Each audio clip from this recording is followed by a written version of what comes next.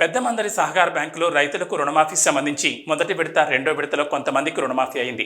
మరికొంతమందికి మూడో విడతలు చేస్తారు.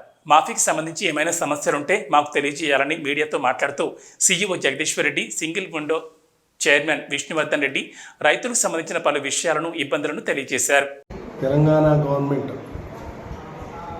ముఖ్యమంత్రి రేవంత్ రెడ్డి గారు మాట ఇచ్చిన ప్రకారం ప్రధాన ప్రాథమిక సహకార సంఘానికి 2640 మంది ఖాతాలు రైతులను మనము ప్రపోజల్ పంపించడం జరిగింది. దాంట్లో వీళ్ళంతా ఎలిజిబుల్ ఉన్నారు. అంటే ఫస్ట్ విడతల 1,00,000 లోపు ఉన్న వాళ్ళు 828 మందికి మన దగ్గరికి ఆల్రెడీ మాఫీ వచ్చింది. దానికి గాను 3,95,69,025 రూపాయలు మాఫీ వచ్చింది ఫస్ట్ విడతలో.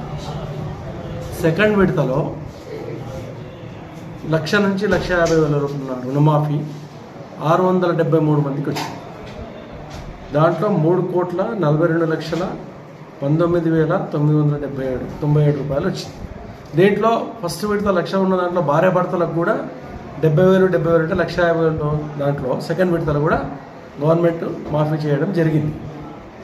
అయితే ఈ మాఫీ మిగతా రైతులకు మళ్ళీ మాఫీ పేమెంట్ కూడా మళ్ళీ చేస్తున్నాం. ఈ 2 రోజుల్లో వాళ్ళ అకౌంట్లో కూడా డబ్బులు పడతాయి. మిగతా 1,50,000 నుంచి 2,00,000 మధ్యలో ఉన్న 131 మంది రైతులు ఉన్నారు మనకు 2,00,000. వాళ్ళది ఇంకా మనకు గవర్నమెంటే డేట్ చెప్పింది 15 ఆగస్టు 15 నుంచి మంత్ ఎండింగ్ లోపల చేస్తారని చెప్పి తప్పకుండా చేస్తారు. రైతులు దీన్ని సద్వినియోగం చేసుకోవాలి. మిగతా టెక్నికల్ ప్రాబ్లమ్స్ ఏమున్నా కూడా మనం ప్రపోజల్ పంపించాము గవర్నమెంట్కి, డిసిసిబి ద్వారా గవర్నమెంట్కి పంపించాం.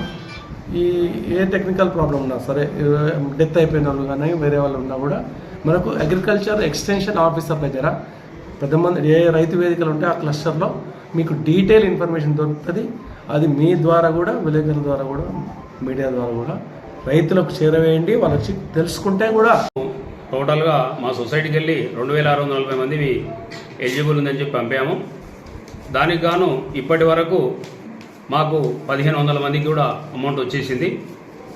మిగతా అమౌంట్ కూడా మరి వాళ్ళు ఏమైందంటే ఆల్రెడీ డిసెంబర్ 9 మీద వాళ్ళ పేరు మీద భూమి లేకపోతే కూడా అటువంటివి రాలేదు.